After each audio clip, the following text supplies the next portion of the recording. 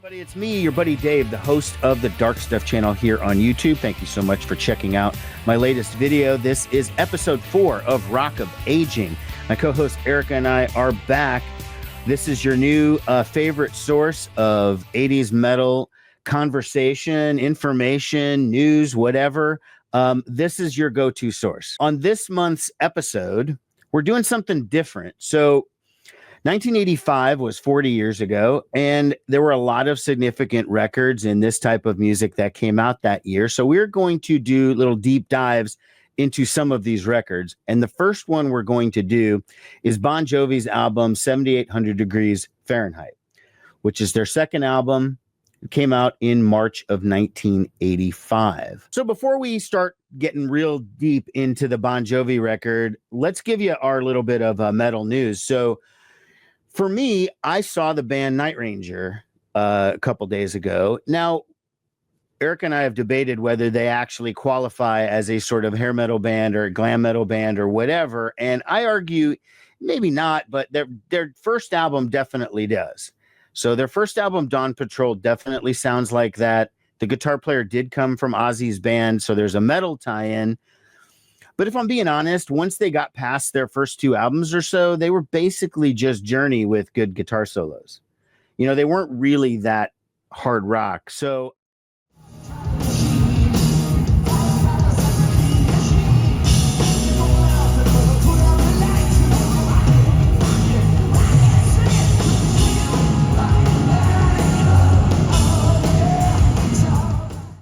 say Night Ranger was fun. It was a good show. The guys are still very professional and all of that.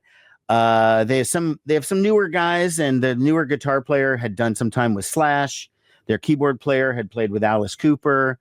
So they have a certain pedigree. I don't know. I thought it was good. I enjoyed the show, and I was pleasantly surprised. And whether Night Ranger technically qualifies or not, that's a debate for another day, because I did have a good time. Yes. So that's I missed that show, but it sounded like it went really well, that it was an awesome show. And I, of course, love what some of the band members from Night Ranger did with the Damn Yankees later, which I do think qualifies much more closely as an 80s metal type of band. And they played 2 Damn Yankees songs at the concert. Amazing. So, I mean, they know it fits in well with that stuff for sure. I mean, guaranteed. And the crowd loved it. So even though I'm not as big on the Damn Yankees as I am on Night Ranger, I still I understand why they play those songs, because they got the crowd going absolutely 100%. So, well, I'll tell you, the only newsworthy thing I wanted to talk about was actually something you alerted me to, and then I did a little bit more research on it. But the M3 Fest is coming up out in Maryland in May, early May. And I love the fact that Stephen Pearcy and Warren Demartini are going to be performing the songs of Ratt together, because anyone who follows Ratt knows that Warren has kind of been MIA for a long time. No one's seen him, heard from him. He's kind of been keeping to himself, and he hasn't really been doing a lot with any of the other band members. So I think it's super cool that if you go out to the M3 Fest this year, that you'll actually be able to see those 2 perform together. And Dave, you're the one that told me that this is a one night only thing. Is that correct? Isn't that what you read? Now they have changed that. As is really? Always the case, it is not going to be one night only. There will be multiple shows. I don't know how long, but he actually announced who else is going to be playing with him in his band. So Pearcy has a solo band right now, and he's keeping some of those guys. So he's keeping Blas Elias, the drummer from Slaughter, is his drummer. Matt Thorne is the bass player's name, and he had been in the band Rough Cut. He's just an old friend of Stephen Pearcy, so he's going to stay on bass. The 2 guitar players are going because they're going to bring in Warren DeMartini, obviously, and then Carlos Cavazo, formerly of Quiet Riot, who's also done a stint in Ratt apparently at one point, is the other guitar player. So that's the band that people will see, but there are multiple nights now. I'm excited about that, because I can't go to the M3 Fest. I need to be in Dallas for a wedding. So I'm very excited to hear that there are going to be multiple dates. Hopefully I can catch one when it's out on the road. Well, I kind of figured that when bands announce one big thing, they're not just going to get together and rehearse and do all of that stuff and just do one show. they're going to do more than that. Like, well, my guess is too that they probably got a lot of really positive feedback from the announcement that they were going to be performing together at M3, and probably the dollar signs went off at that point where they thought, well, if people are so excited about this for this one night only performance, let's try to monetize that and do a few more dates. So I don't blame them for that, and I'm excited. I don't blame as a them fan, for it. I I'm mean, excited. I don't know, whatever Pearcy gets as a solo artist, this adding on Rowan Demartini is probably does double his fee. I mean, I'm sure he's going to get a lot more money with these guys and a guy from Quiet Riot, the drummer from Slaughter. Yeah. Nobody really cares about the bass player. No offense to that guy. He was in Rough Cut. I mean, nobody remembers Rough Cut. I sort of do, but I mean, I do not really. But I think Warren DeMartini is kind of the outlier. Like, I don't think he really has any interest in doing anything with anyone. And so without him, you can't really get that lineup back together. It's funny because that announcement came after we had just done a video talking about Ratt and how the idea that they would ever get back together is so far-fetched. And then, of course, this thing is announced like the day after. So, there you go. Okay, so there's our metal news.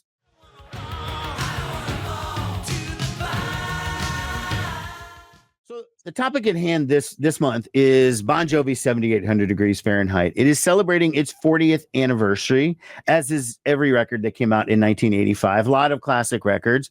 And we're going to be doing some sort of deep dives into these albums as time goes on. But we decided to start with this one because the release date was March 27th, 1985.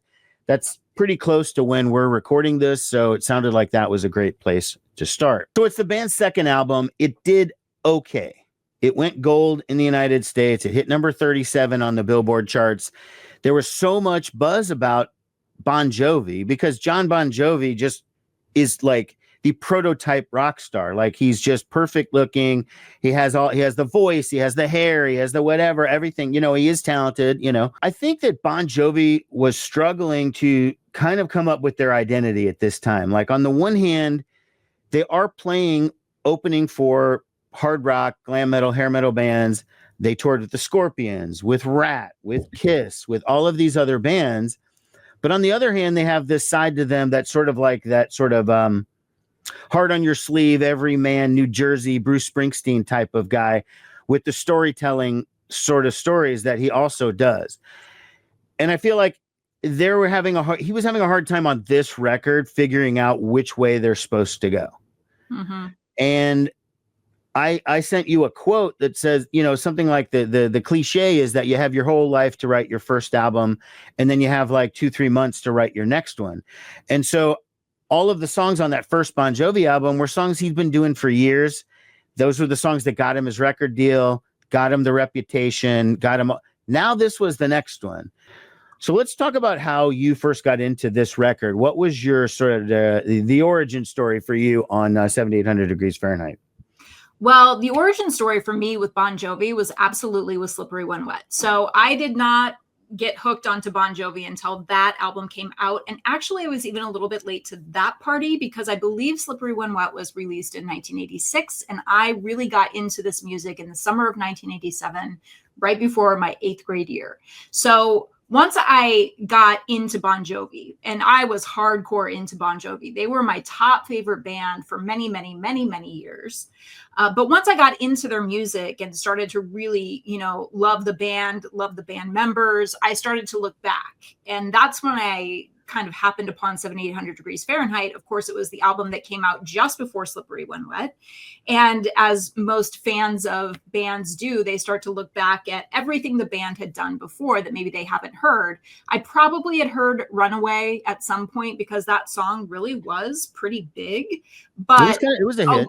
Yeah, a lot of these songs from 7,800 Degrees Fahrenheit, like I didn't really remember until I went and bought that cassette tape in probably 1987 or 88. My story is a little bit different. I was already familiar with Bon Jovi to a certain degree from the first album. And I know they came to Omaha and they did an in-store at the Homer's on 90th and Fort, which doesn't exist anymore. And if you're outside of Omaha, 90th and Fort doesn't mean much to you. But anyways, that was where there was a store. They opened for the Scorpions. And then they came back in 1985 and they opened for Ratt at the Civic Auditorium. And I did go to that show. And Bon Jovi was definitely the opening act. I mean, Ratt, that was at their peak too, which was Invasion of Your Privacy. They were a massive band. Bon Jovi was definitely the opener. Because I point that out because I saw them a year later opening for somebody else, and nobody cared about the headliner. Everybody was there to see Bon Jovi. This was still a little bit different. This was 1985. And they did an in-store appearance at Homer's Records in the downtown, in the old market here in Omaha.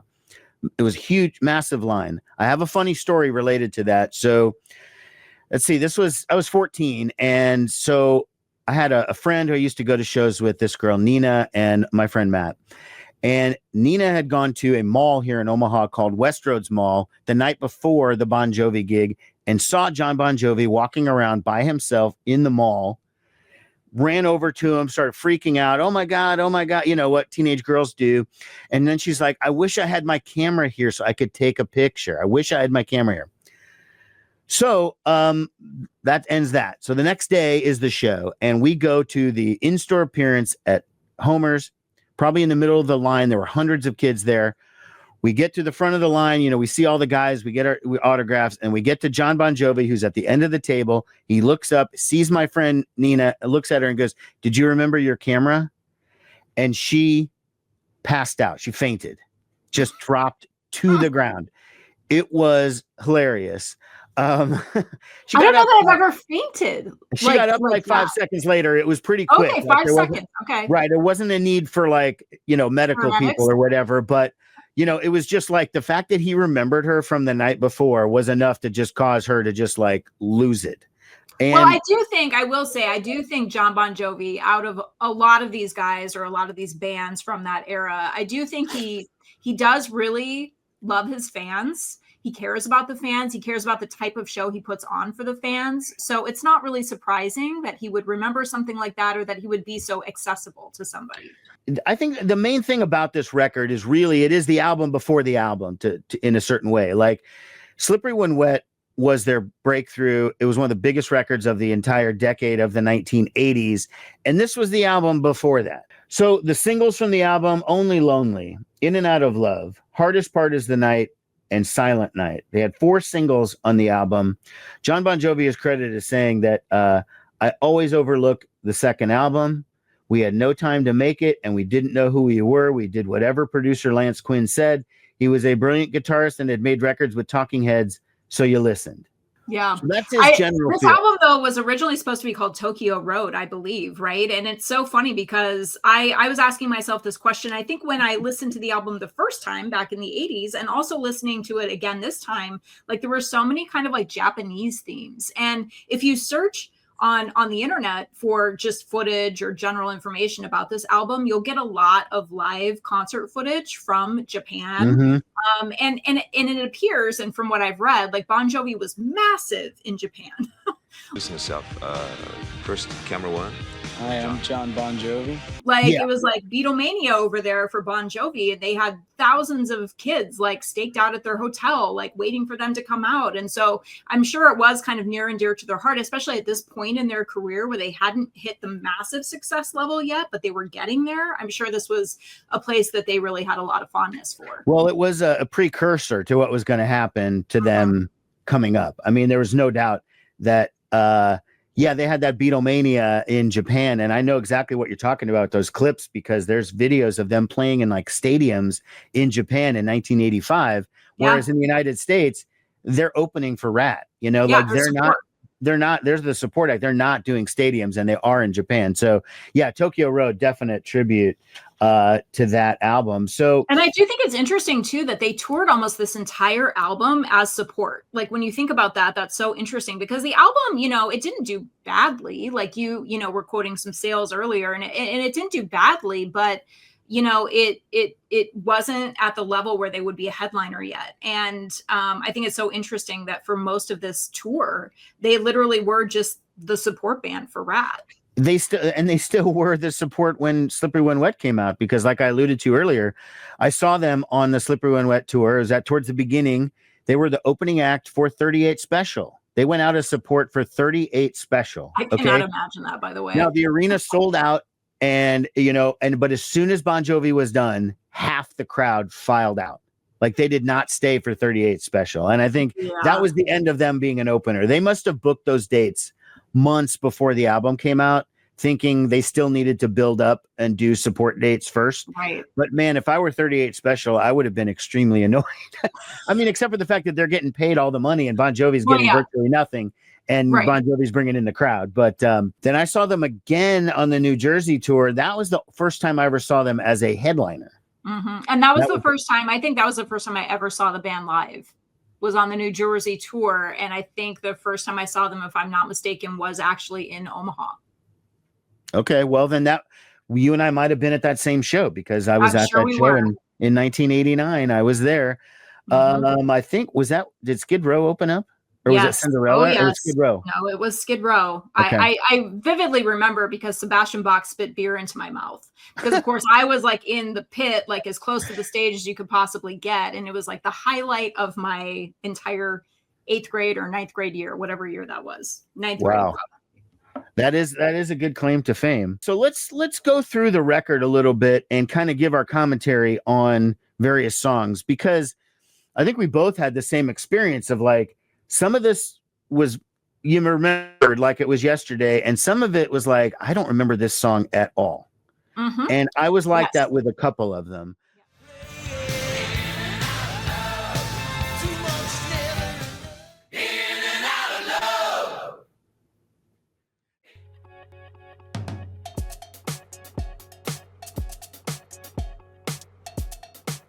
Well, that's a pretty memorable one. I think we all sort of remember that one. That was one of the hits, right? Mm-hmm. So I would say that song to me is almost their most hair metal song of their entire catalog. Like that is partying, groupies, we're doing all this kind of stuff. It does feel a little forced, but I think it's a great song anyways. Like that is a good song. It's one of the ones I remembered from back in the day. It was obviously a hit or something. The big line is too much is never enough, and it's a very 80s hard rock video. It's got a performance. It's got the guys walking around looking cool, and it's got chicks. So if you have those three things in the video, you've got the making for a good video. So those are my thoughts on In and Out of Love. Well, I love that song. I thought it was a great song when I first listened to it, probably after the fact. I don't know that I remember it when it was actually on the charts or a hit, but I did love that song. I love the video too. It's almost like an episode of The Monkees where they're like running around some New Jersey boardwalk somewhere trying to avoid the fans and like hiding behind newspapers. Yeah. It was a really fun video. I remember in that song specifically, there's a line that says, bring your girlfriend. And then it says like, bring your mom. Right at the very end. I think that was so like weird and kind of gross. However, I think Jon Bon Jovi is closer to my mom's age than to mine. So I don't know, like maybe it was a bunch of like screaming girls like in the 8th grade that were after him. And he's like, actually kids, like, can you bring your mom? She's actually more my age. I don't know.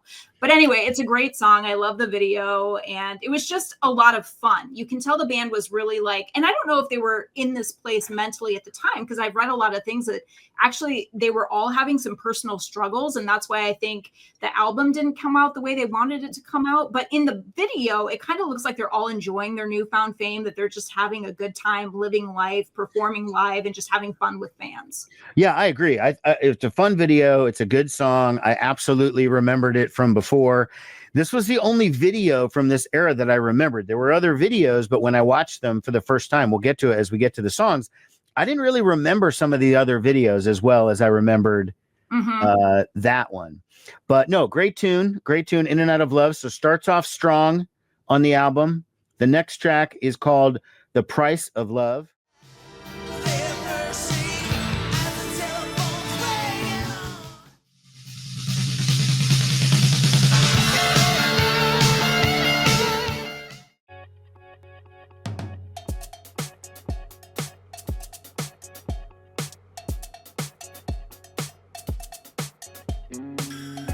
Okay, so Price of Love is the second song on side one.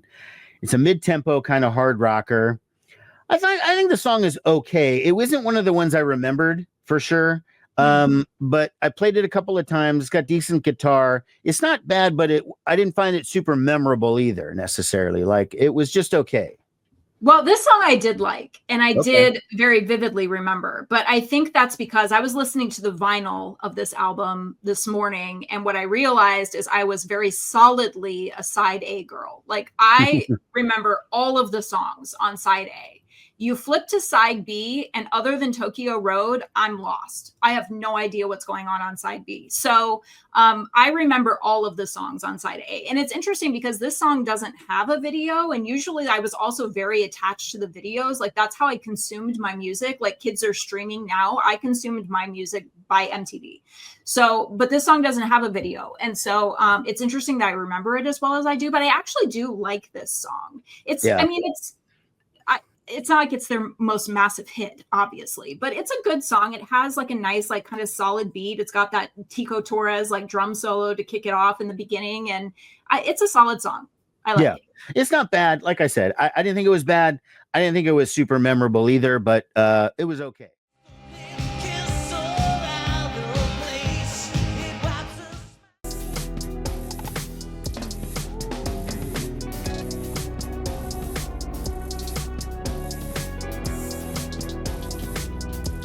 Okay, so by the way, did you watch this video? What a wild video. Like it was some sort of like movie montage. I never did figure out what was going on, but it appears that Bon Jovi got themselves into a kerfluffle with like the mafia or something. That's what it looked like. That's what it looked like. It is very strange. It is sort of like I thought it reminded me more of like a Pat Benatar video or something than like an actual Bon Jovi video. But yeah, it was trying to tell a story. It had the band with their problems with these gangsters or whatever. And then of course, John had the girlfriend saga and, whatever that drama was going on.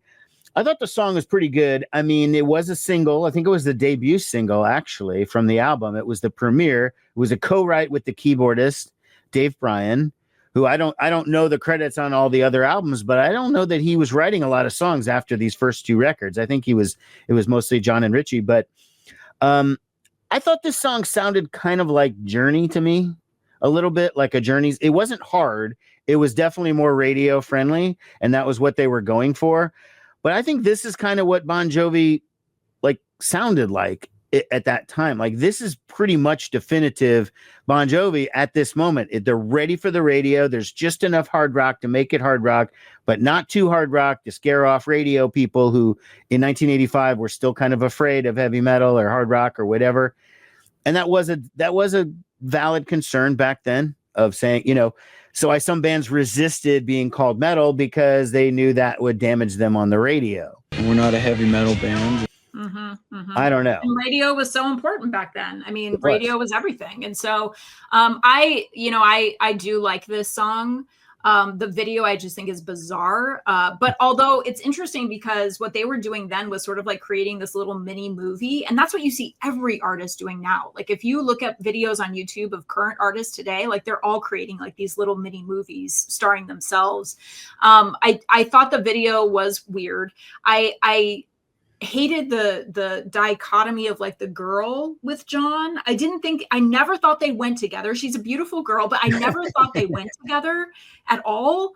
I couldn't see it, and sort of like that confused me. I hate it when they go in for the kiss, and now everybody's gonna have to watch this video because his head is like this big and hers is like this big. I mean, it's off-putting. I hate that. And then Dave Bryan is like kicking biker ass. It's like Dave Bryan. Hi, I'm Dave Bryan. How's it going? Like, really? He doesn't like seem out of like all the guys? He doesn't seem like a real tough guy. And no, it is a concept video, and everybody's doing that now. Yeah. I think the reason why this song wasn't as much of a hit back then is maybe because people weren't doing it that much at that time, at least not in hard rock. That's why when I watched it, I was like, I could almost tell you the Pat Benatar video where I saw that, like what it was reminding me of. That one where she's a paid dancer. Guys pay a little money to dance with her, and then she does this. Anyways, I'll flash the name on the screen because I'll remember later. I don't remember it right now, but it wasn't right for glam metal at the time. In and Out of Love was perfect for that style and for that era. This video seemed a little too high concept for them at that time, and So yeah, decent song, but I the video I thought was very, very weird.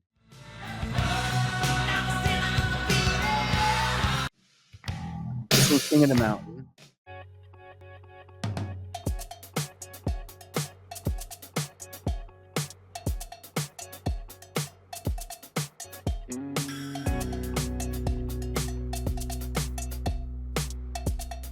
This is the first co-write with Jon Bon Jovi and Richie Sambora so far on the record.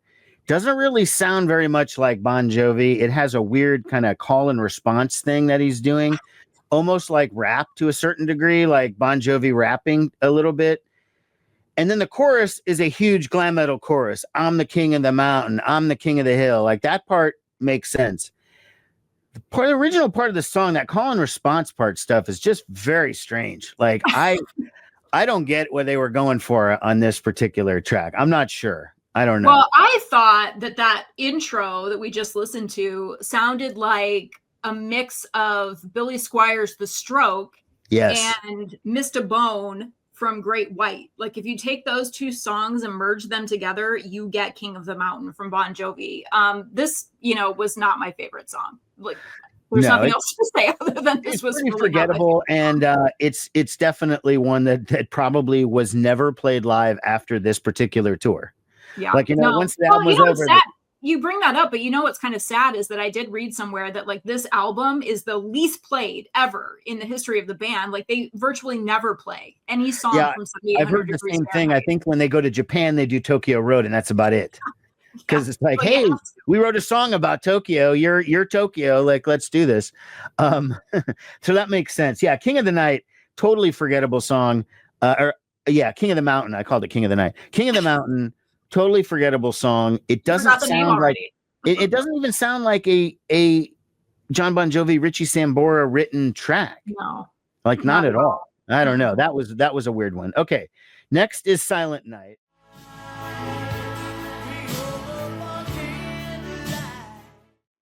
I don't know where the video is though. Oh, there it is. Oh, it's coming.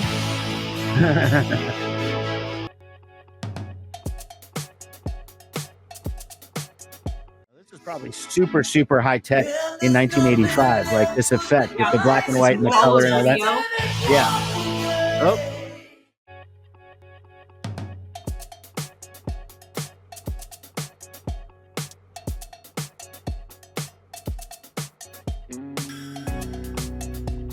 Okay, so Silent Night, this was a single.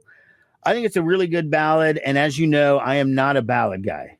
Okay. I am not a fan of the power ballad or the ballad in general, but even though I did not remember this video at all, okay, seeing it when I watched it yesterday or this morning or whatever it was, it's like I'd never seen this video before. And I was a fixture of MTV. So I feel like they did not play this one very much back in the day. I don't know. I thought the chorus was strong. It is very memorable, gets you to sing along. It's the one where, and I'm surprised that song didn't last in terms of staying in their set list. I mean, I guess they have better songs to everyone to put their lighter up and to, do that. Maybe they've got better ones that they like better, but I think this could fit in. This could have fit in for years afterwards. This was a pretty memorable tune, in my opinion. Well, I was a fan of the ballad. In fact, when I got a new cassette tape, I would search for the ballad. I loved it. And clearly, like, I was the group of audience members they were writing these ballads for in general because they wanted the female fan. So I think it's so interesting that you say you don't remember this video at all, because I also do not remember this video at all, which makes zero sense to me because, like you, I was attached to MTV every moment of the day that I could be. And it was like a hit for them. I mean, at the time, they did get a lot of airplay, I believe, and it was a song that was memorable and it was a good song. It was very synth heavy, which was interesting. Like probably the most synth heavy song I remember from Bon Jovi, other than maybe some things from New Jersey that they did later on. They didn't play, but that's the thing about this music, because if they weren't playing this video on MTV, there was no such thing as the internet. So where would you ever see it? It's not like I could go on demand to see a video whenever I felt like it, you were sort of a prisoner to whatever MTV was feeding you. So they must not have played this video very frequently. But I think this is a great song. I do wish that they would bring this out on the road and play it from time to time. And I loved it when I first heard it. And I still think it's a great song, even though I haven't heard it for probably 30 years. But listening to it now, I think it's a great song. I hadn't heard it in decades, and I did remember it, though. It was absolutely one of the songs off this record that I did remember. I didn't know I remembered it because you hear Silent Night, you think it's a Christmas song. And so I was just like, I probably just didn't. I skipped it back in the day. Now I'm like, oh, no, I remember this one. But yeah, I'm not a ballad guy, but I understand the importance of them. Every band was doing them in the 80s.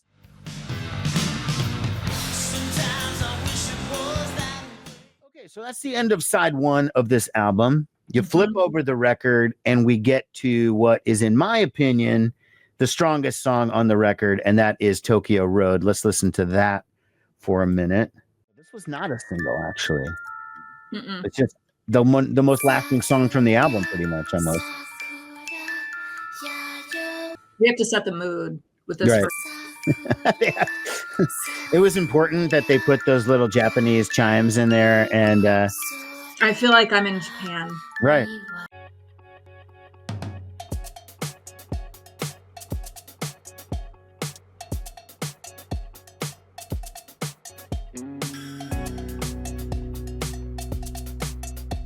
Okay, so Tokyo Road is the first song on side 2.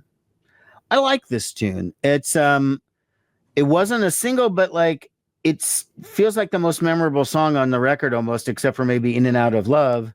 It is kind of their tribute to Japan because as it opens with some Japanese chimes and some sounds and a woman singing a little bit in Japanese.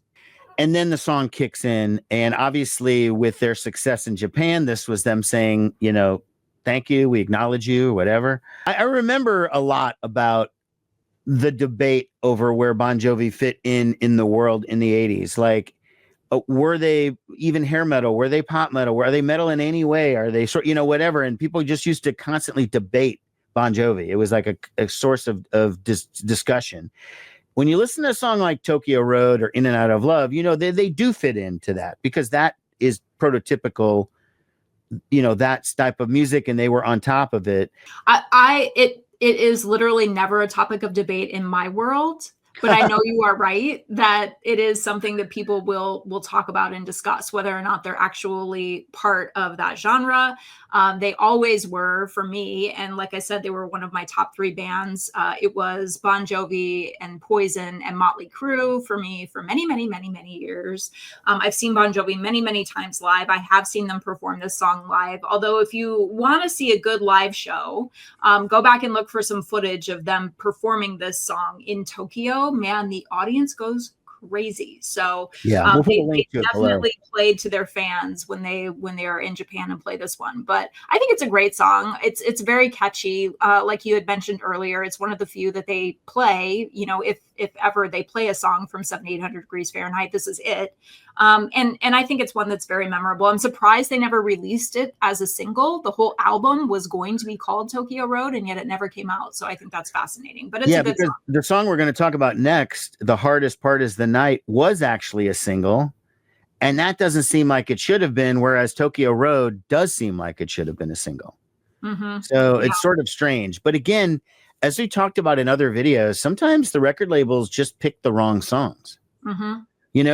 I think to have come out of the box with Only Lonely as the first single was a mistake.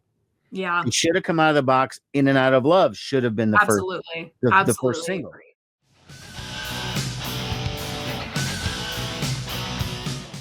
Okay, so Tokyo Road, the next track is The Hardest Part Is the Night. There we go. Okay.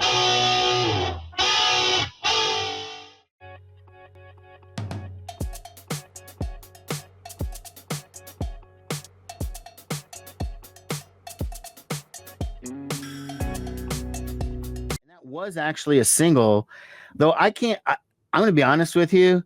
I don't see how that song is in any way different than The Price of Love from side 1. I mean, it feels like it's almost the same song. This is not one of the better tunes in my opinion. It's a mid-tempo rocker. The chorus is okay. I don't mind it, but the choice of using that as a single instead of say Tokyo Road makes no sense to me.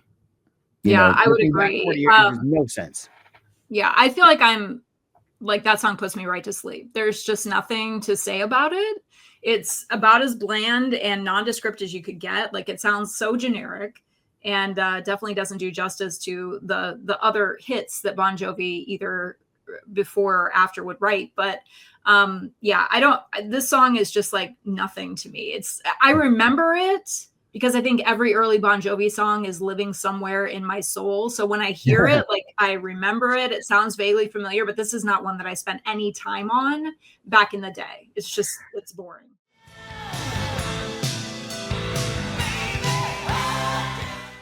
No. Okay, so the next song is called Always Run to You. Now, this one I feel like I knew before, but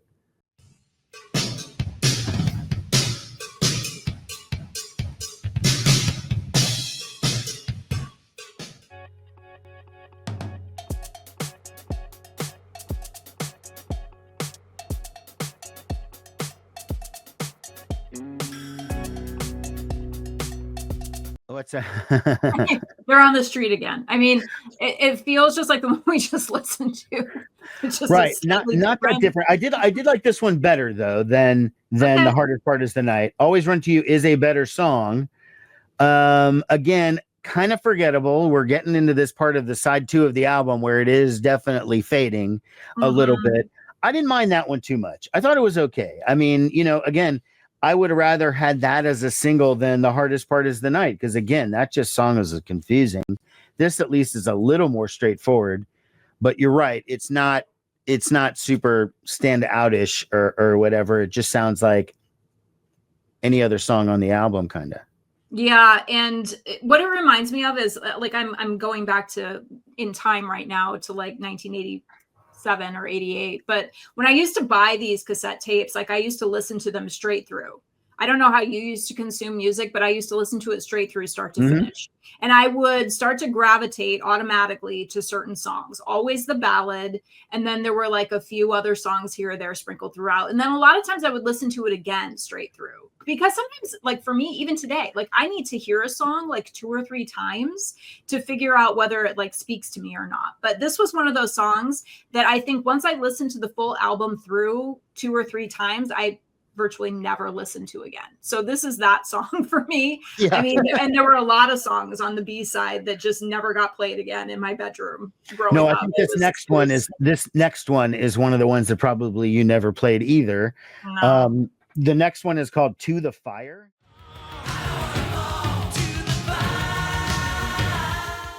I don't remember this even being on the album. I'm like, are you sure this was really there the whole time? Like, I don't remember this one at all. Like nothing. Like I'd never heard it before in my life. Listen to this. What is this? Again, very synth heavy.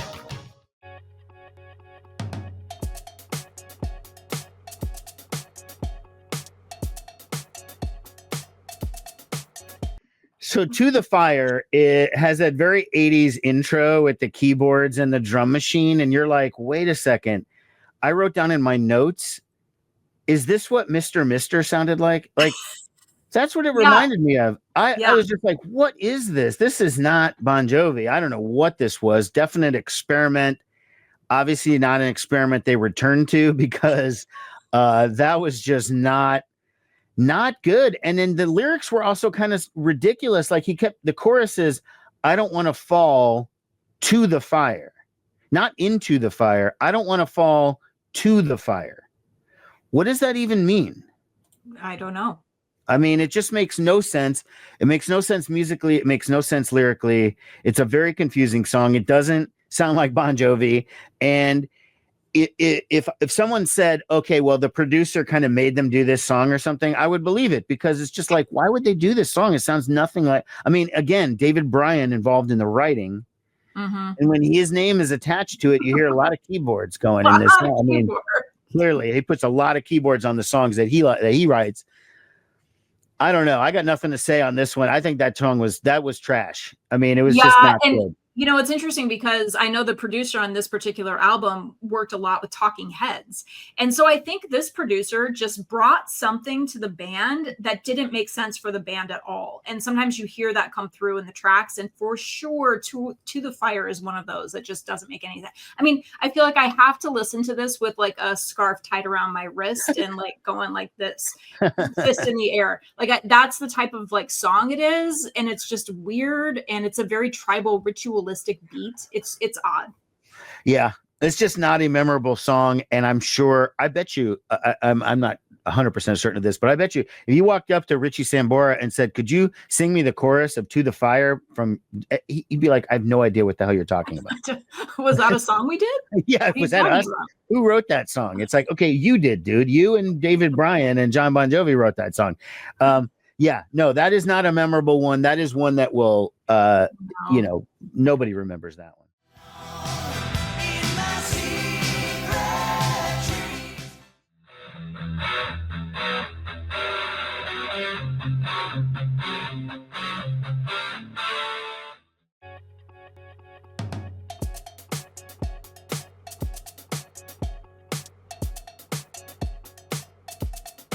So Secret Dreams closes out the album. It's the final song on side 2.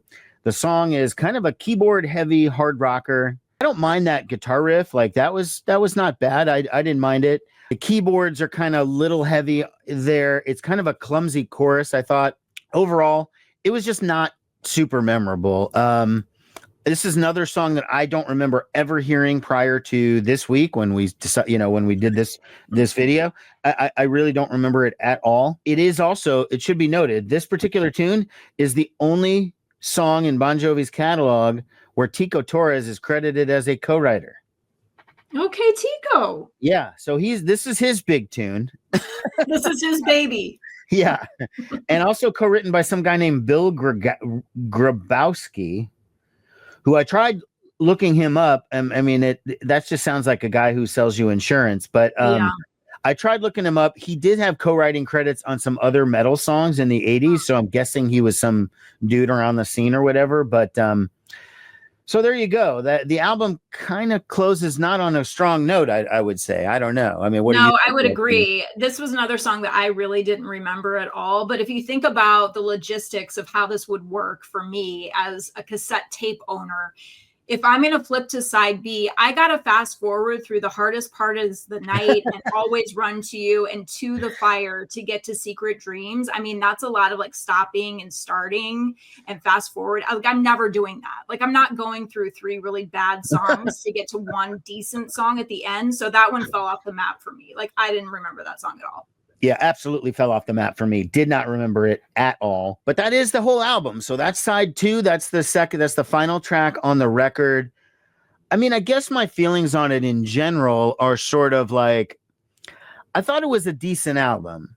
Okay. But it's clear that they are in transition. So when Jon Bon Jovi says, we didn't know who we were, now that makes sense to me because I can tell. Like, they had Runaway and She Don't Know Me from the first album. Those were his old songs. Those were classics. He's been doing those for years. Then there's this. Then he goes to the next album where working with, what's his name? Desmond Child, and co-writing with some of those tracks who'd worked with Kiss and Aerosmith and all sorts of big artists. Then you hear them taking it up to the next level. This just does seem like we don't know what we're supposed to do here. And it's almost like, when you hear the advice of, say, record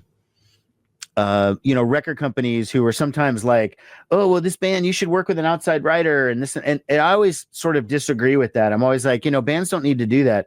But in some cases, it actually helps. And with Bon Jovi, it helped. With Aerosmith, it helped. I'm not so sure it helped with Kiss, but they did have some hits with Desmond Child, so there's no question about that. In 1985, I was 14. I loved Bon Jovi. I don't remember side 2 of this record very much, but I loved that side 1. And, I thought this stuff was very cool. And I was 100% fan. So it is a little different looking back. I mean, 40 years later, some of it does not hold up, if I'm just being totally candid.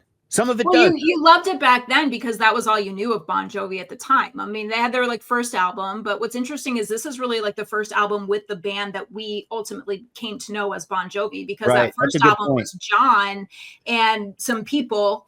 And, you know, this album was really the band, the five that we came to know as Bon Jovi. And I hate to hear them sort of dismiss it just because I think it's all part of their journey. I think the reason this didn't define them and that they didn't end their story here is because, quite frankly, Jon Bon Jovi is such a hustler. And I've heard him speak many times. I just saw him in person in Los Angeles at a conference. And, you know, he's always treated this band as a business.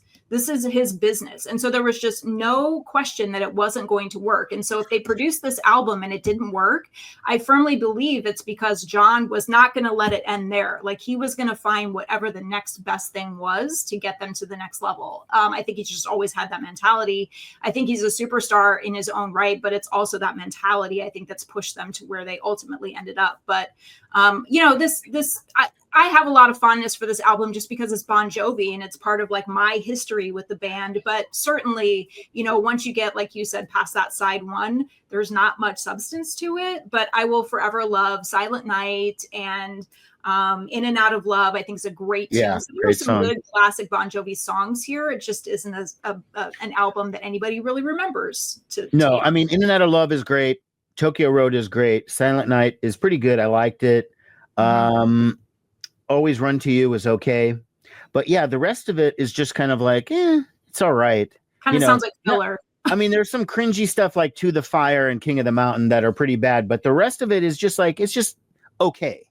Well, we're all thinking about this retroactively because we all know what they became. We know what Slippery When Wet was. And so when you hold it up against that, it's like, this was not good. Right. Well, it was okay. It's hard to listen to it in isolation and forget like what we already know about the trajectory of the band and what happened in the next couple of years. And it is hard to put that out of your mind and just say, okay, well, no, I'm focusing just on this record. Like, I don't need, I'm not thinking about the past or the what came next. But so I don't know. I mean, I guess it kind of holds up, but I mean, I sort of understand why they overlook it to a certain degree.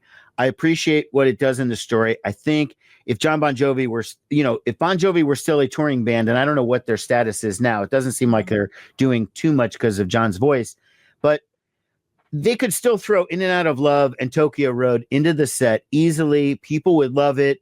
1985 was a good year for albums. I think we had a list of there was I think Kix had a record, Kiss had a record, Ratt had a record, Motley Crue had a record. All of these other albums were all coming out at the same time. So we will definitely be discussing some of these other records from 1985. And then, of course, if we're still doing this in 2026, and we can talk about the records from 1986. And those we will be, Dave. Let's not kid anyone. We will be. Okay, well then let's wrap up this episode. I think this was pretty fun. Our deep dive into Bon Jovi, 7,800 Degrees Fahrenheit. Leave comments here. And what do you think about this album? How does it hold up to you? What are your favorite songs on the record? Did we miss them? Did we miss something on this one? Or is King of the Mountain really a great song and we're just not recognizing it or something? Or are we missing the Mr. angle of To the Fire and making that a great, I mean, I don't know. I'm just asking. I don't know whether we're missing it or not. Okay. So until next time, everybody, thank you so much for watching. This has been episode 4 of Rock of Aging. Bye. So, you have a MySpace page or something?